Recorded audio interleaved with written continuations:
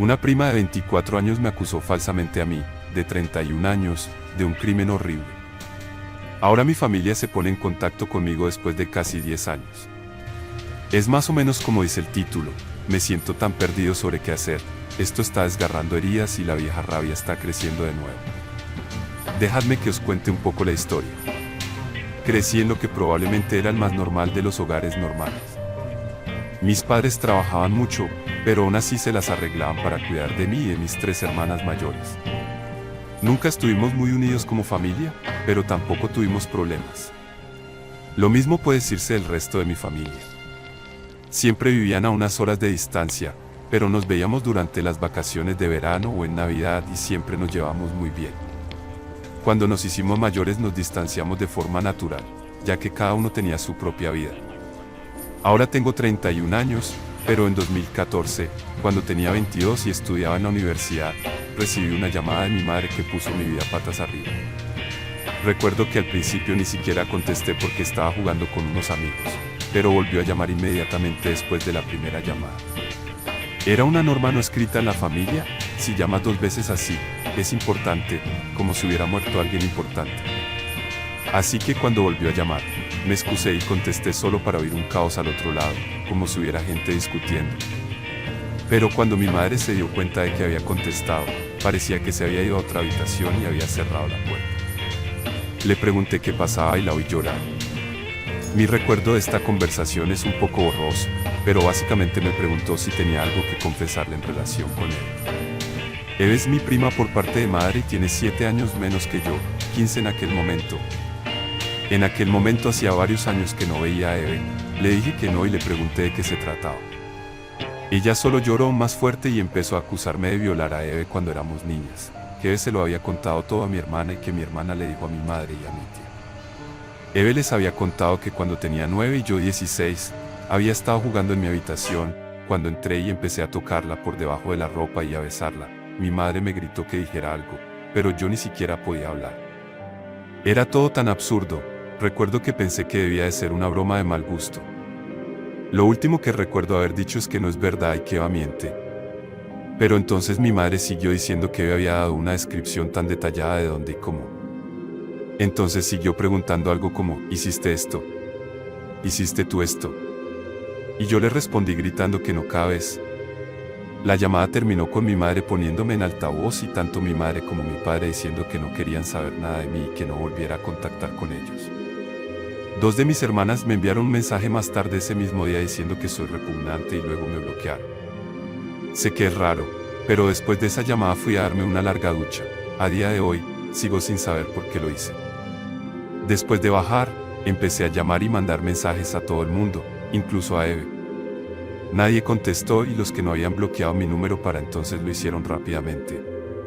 Lo único que recibí fue un mensaje de mi padre en el que me decía que dejara de contactar con ellos y que necesitaban curarse. Eso fue hace 9 años y no he vuelto a hablar con nadie de mi familia desde aquel día. Decir que esto me destrozó es quedarse corto, viví en una nebulosa durante semanas después de aquello y apenas comía. No ayudó el hecho de que tuviera que defender mi tesis de licenciatura justo antes y ya estuviera estresado. Por suerte, mi compañero se dio cuenta de que algo pasaba y me salvó controlando la conversación para que me tocaran las partes fáciles. Sin él, estoy seguro de que habría fracasado. Ni que decir tiene que nadie vino a mi graduación, y entonces empezó el peor periodo de mi vida. Me pasé el primer año esperando que la policía llamara a mi puerta y me arrestara por un delito que no había cometido. No conseguí ningún trabajo, solo vivía de mi dinero ahorrado. Bebí mucho y me drogué. También me volví resentido y violento. La única razón por la que no hice daño a nadie es porque no había nadie cerca. Mi vecino llamó a la policía una vez después de que rompiera un vaso, pero conseguí convencer a los agentes de que solo se me había caído y se fueron, ya que no había nadie más dentro de mi apartamento. En lugar de dormir, me pasaba las noches planeando cómo podía hacer daño a Eve y asegurarme de que nadie se enterara, incluso pensando cómo podría hacer realmente las cosas de las que me había acusado, pero mucho peores. Sé que no estoy orgulloso de ello. Conseguí mi primer trabajo de verdad en mi campo a finales de 2015, solo entonces empezaron a mejorar las cosas. Centré todo mi tiempo en mi trabajo, ya que me daba algo normal que hacer. La recuperación fue un proceso lento, pero bebía menos y ya llevaba sobrio más de 4 años y sonreía más. Vivía barato y ganaba buen dinero, así que me esforcé por comprarme un buen regalo para mis cumpleaños, auriculares AUR, una moto, Lego, etc. Y el año pasado me mudé de mi cutre apartamento y me compré una casita. Era un viejo sueño mío tener mi propio garaje y un jardín que cuidar. Esto me ha animado aún más, así que mi vida está bien ahora.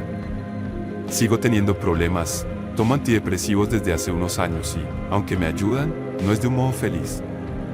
Simplemente eliminan los pensamientos oscuros y los sustituyen por otros muertos. Mi confianza en otras personas es casi inexistente. He intentado tener citas, pero solo he tenido 2 con 2 mujeres diferentes. A la hora de la verdad, me resulta muy difícil hablar como una persona normal y que le diría a una pareja potencial cuando me preguntara por mi familia. Ya sabes, me acusaron de un crimen atroz y ya no nos hablamos, pero yo no lo hice.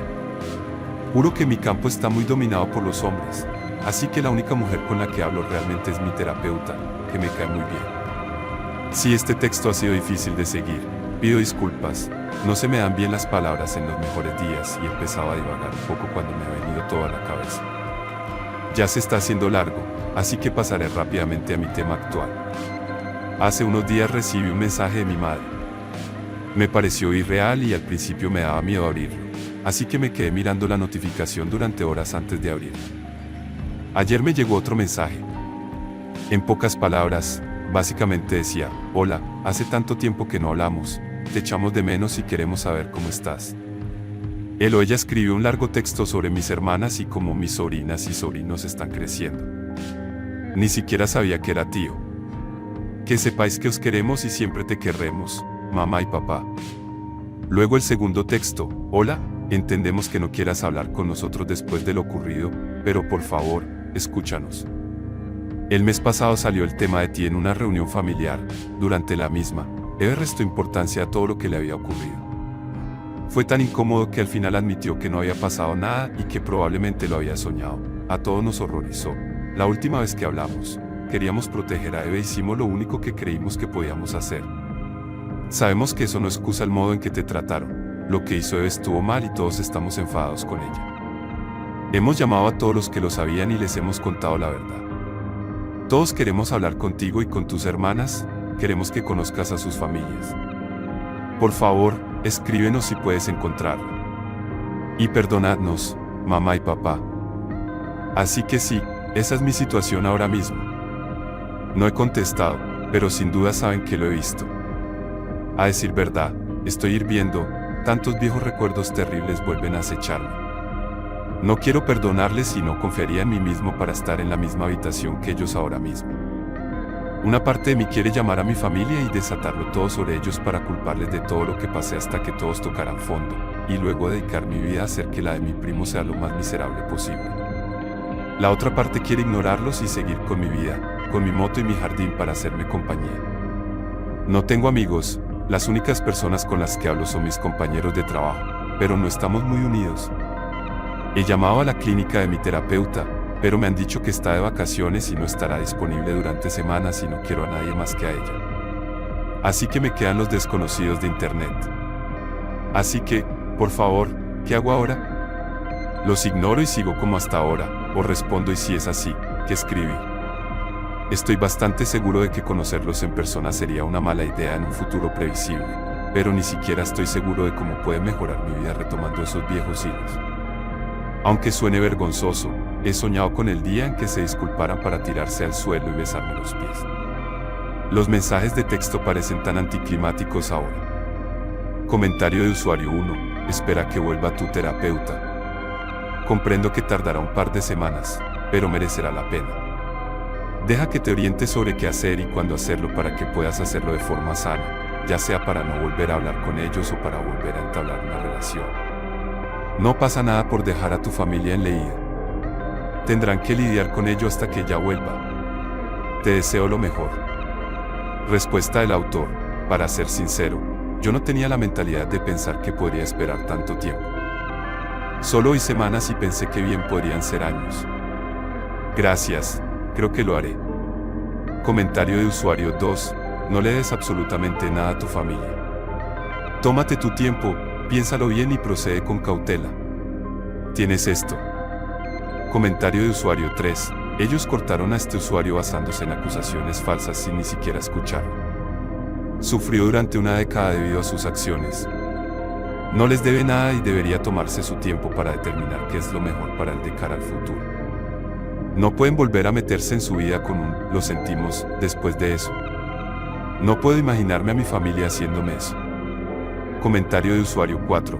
Creo que tienes que sentarte realmente y considerar que va a tener el mejor impacto en tu propia vida, tenerlos de nuevo en ella o mantenerlos alejados. Hay que dejar de lado todo el tema del perdón.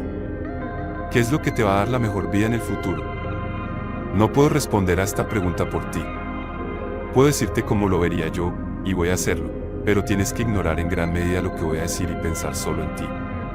Si volver a tener a toda tu familia en tu vida, incluida Eva, va a mejorar tu vida, hazlo sin dudarlo. Aquí va mi opinión. 1. No vi una disculpa en esos textos. Vi que culpaban a Eva de su comportamiento, no a ellos mismos. 2. Su amor por ti era condicional, como un grifo. Lo cerraban y lo volvían a abrir. 3. El daño está hecho. Dices que no tienes amigos y que te cuesta relacionarte. Probablemente ese no sería el caso si no fuera por cómo te trataron, pero no veo cómo se puede llegar a la solución de eso a través de una relación con ellos. Puedes resolver estos problemas, pero no creo que ellas vayan a ayudarte con eso. 4. No estoy seguro de cómo va a ayudarte un poco conocer a tus hermanas y a sus familias e hijos perfectos y las vidas felices que construyeron mientras te condenaban al ostracismo. 5. Me da la impresión de que a Eve no la han tratado igual por mentir que a ti por no hacer nada. Eso significa que es probable que en algún momento te la encuentres en una reunión familiar. 6. Ningún miembro de tu familia intentó mantenerse en contacto contigo, incluso bajo el radar. Si hubieras ido a la cárcel, habría esperado que al menos algunos estuvieran a tu lado. Se supone que eso es lo que hace la familia. 7. No hay absolutamente ningún grito o enfado que consiga lo que quieres de ellos. No lo hagas. Si decides mandarles a la mierda, la forma de hacerles daño no es esa. La forma es enviarles un mensaje de texto sobre todos los efectos que han tenido en ti, como has escrito aquí, luego diles que no quieres tener contacto porque necesitas tiempo para recuperarte. 8. Bajo ningún concepto contactes ni tengas comunicación alguna con Eve. No pienses en ella, ni siquiera intentes vengarte, ni deberías hacerlo. El punto destacado aquí no es la mentira de Eve, es el hecho de que tu familia ni siquiera te escuchó y te abandonó con 0 pruebas aunque lo hubieras hecho. La familia es incondicional, ellos la hicieron condicional. Eve no es la verdadera criminal aquí, ella solo demostró lo superficial que era el amor familiar. Comentario de usuario 5. Sí, el hecho de que mamá dijera que las hermanas quieren que el hijo conozca a las hermanas. Familias que suenan mucho más como si realmente no se preocuparan por su hermano, solo quieren presumir de sus propias vidas y de lo bien que les va. Si realmente tuvieran auténticos sentimientos de culpa y remordimiento, intentarían que se tratara de él y no de ellas mismas. Queremos saber cómo te va, queremos saber de tu vida. Queremos ponernos al día contigo, queremos formar parte de tu vida, no al revés. No sé, esa parte de que las hermanas querían que conociera a sus familias y no las familias fue la parte más destacada de la disculpa de mierda que más me llamó la atención. Como si a nadie le importara realmente su bienestar, sino más bien sus propias vidas. De verdad parece que la disculpa era por ellos mismos y no por su hijo. Yo no respondería. Segunda historia. Mi prometido de 22 años rompió nuestro compromiso por culpa de su hermana. No sé si esto recibirá alguna respuesta, pero necesito consejo. Mi ahora ex prometido rompió el compromiso porque su hermana le contó una mentira sobre mí. Llamémosle John y a ella Susan. Todo esto empezó el 17 de junio. John y yo llevamos a su hermana de un lado a otro porque recientemente había destrozado su camioneta. Cuando la dejamos en casa, John me informó de que su hermana le había dicho que yo no quería tener hijos. Nunca había hablado de hijos con Susan. Cuando empezamos a salir, le dije lo importante que era para mí tener hijos, y siempre hemos estado de acuerdo. Llevamos juntos 3 años, tenemos una relación sólida y siempre somos capaces de hablar las cosas de forma sana. En noviembre, Susan recibió los papeles del divorcio y desde entonces todo ha girado en torno a Susan. John empezó a salir más con ella, hicimos nuestros planes en torno a Susan, Ion empezó a salir con Susan más de lo que salía conmigo en aquel momento. No le di importancia porque necesitaba algo de apoyo. Sin embargo, hace unos 3 meses, Ion dejó de salir conmigo y empezó a salir con Susan sin mí. Se negaba a hacer nada conmigo, incluso cosas sencillas como sacar a pasear a nuestro perro. Cuando me contó lo que dijo Susan de que no quería tener hijos, intenté asegurarle que lo que dijo no era cierto y que si quiero tener hijos en el futuro y que no hay nada que me apetezca más que ser madre. Ion me dijo que sentía que yo estaba mintiendo y que quería separarse pero seguir teniendo una relación hasta que podamos solucionar esto. Así que supongo que en este momento solo estamos saliendo y empezamos terapia de pareja. Llevamos una semana viviendo separados.